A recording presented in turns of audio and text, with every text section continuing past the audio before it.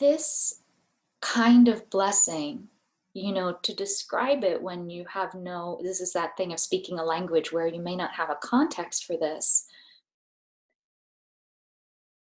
While we can't go to it, or it may not be perfectly healthy to go to it for this reason, I because we are talking about touching something that is beyond our limited small self human experience of trying to get our needs met, which is often what's happening when we're having sex, when we're partnering.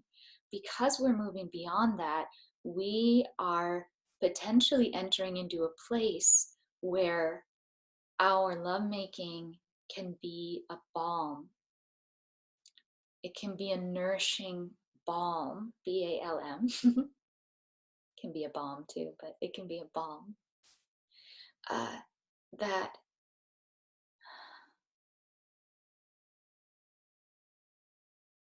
it can become a balm, it can become a respite, it can become a place of depth and nourishment, and it can move beyond uh, simply the pleasure that rubbing bodies together from that animal place, which is awesome, and you should definitely keep doing that as well. Um, it can move beyond that.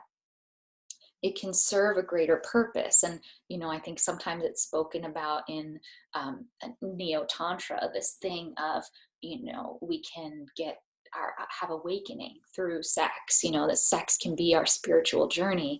And this is very much what we're speaking about, where you cannot reach a place in lovemaking where it becomes this portal to altered states where your being, your capacity could expand to see a broader view, to know more, to be deeply nourished by not only lovemaking, but to recognize the lovemaking that is happening in all things. Every time your feet touch the ground, all of these things that we have lost as we're in our busyness, as we are turning to our devices, as we have been given very limited understanding, as we have forgotten our place in things.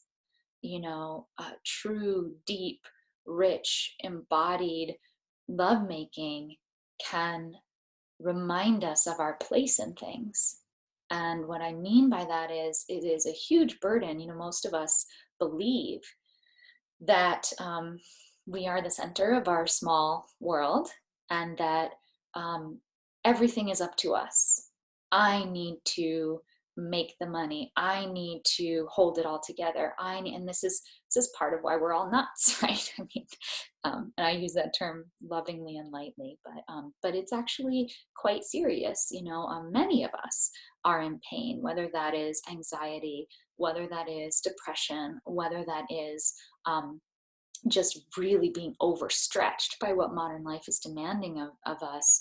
A lot of it is in where we have located our um, our I self. We kind of push it to the front with this idea that it is all up to me, and any failure is this very personal failure, and which creates this really strange self-centered orientation. But actually, we are one small piece of a much larger whole that we have forgotten how to work within. And there are many, many ways to remember our place in that whole. And here I'm speaking to you tonight about one way, my favorite way, which is in union with another human being.